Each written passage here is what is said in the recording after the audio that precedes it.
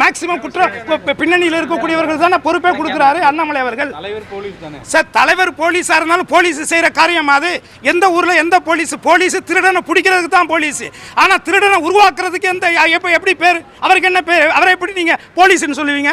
ஒரு ஐபிஎஸ் படித்த அதிகாரி குற்ற செயல்களில் ஈடுபடுகிறவர்களை தண்டனை வாங்கி கொடுக்கக்கூடிய ஒரு கடமை உள்ள ஒரு அதிகாரியாக இருந்தவர் இன்னைக்கு யார் மேலே எத்தனை கேஸ் இருக்குன்னு இருக்கக்கூடிய குற்ற பின்னணி உள்ளவர்களை எல்லாம் கட்சியில் பொறுப்பு கொடுக்குறாருன்னா அவர் என்ன போலீஸ்? அவர் திருட்டு போலீஸாக தான் இருக்க முடியும். இது மாதிரி பாசுனா நம்ம பதிலடி கொடுக்காம போனோன்னு வச்சுங்களேன், இவனுங்க பேசுறதெல்லாம் நியாயமாயிடும். இந்த கருணாஸ் போன்ற ஆட்களுக்கு பேர் வந்து கருணாஸ், நீ ஒரு கிறிஸ்டியன், உனக்கு எதுக்கு இந்த வேலை?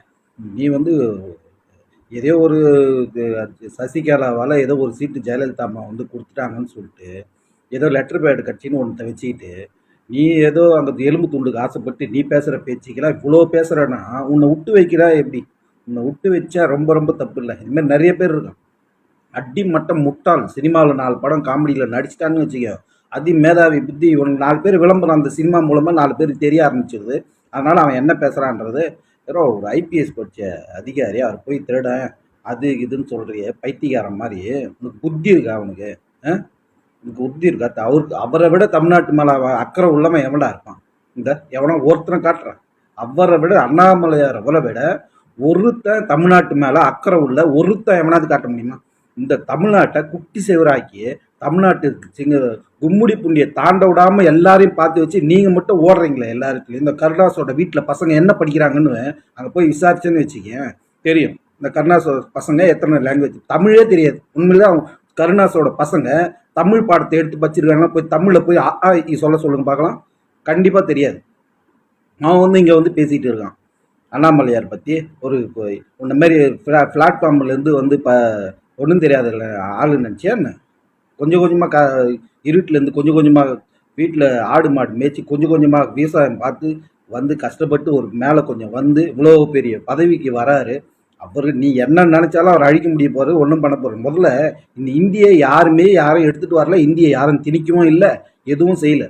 இப்போ அது திணிக்கிறதுனால யாருக்காவது எதனா லாபமா? இங்கே யாரும் எதுவும் செய்ய முடியாது. எல்லாரும் எது எப்படி இருக்கோ அது அப்படியே இருக்குது. இங்கே மும்மொழி கொள்கைன்னு ஒன்று சொல்கிறாங்களே தவிர இதில் ஹிந்தின்னு எங்கேயுமே பேசலை. இப்போ நீங்கள் வரப்போகிற நாளிலேருந்து கையெழுத்து எடுக்க தொடங்கும் போது ஒவ்வொரு காணொலியும் உங்களுக்கு தெரிய போகுது மக்கள் யாருக்கு ஆதரவாக நிற்கிறாங்க. ஏன்னா இங்கே நிறைய பேர் வந்து வெளியில் இப்போ கேமரா முன்னாடி பேசுகிறவங்க ஒருத்தன் அவங்க வீட்டு பசங்க படிக்கிறது எல்லாம் வந்து மும்மொழி. ஏன்னா இங்கே யாருமே இல்லை ஸ்கூலில் படிக்கிற அரசு பள்ளியில் படிக்கிறதுக்கு ஒருத்தம் கூட இல்லை. இந்த பசங்களே போய் எங்களை மட்டும் எதுவுமே படிக்க விடாத பண்ணுறாங்களே. ஏங்க ஒரு வாய்ப்பு கொடுக்குறோம். நீ படித்தா படிக்கலைன்னா போ, அதால் என்ன தப்பு இருக்குது?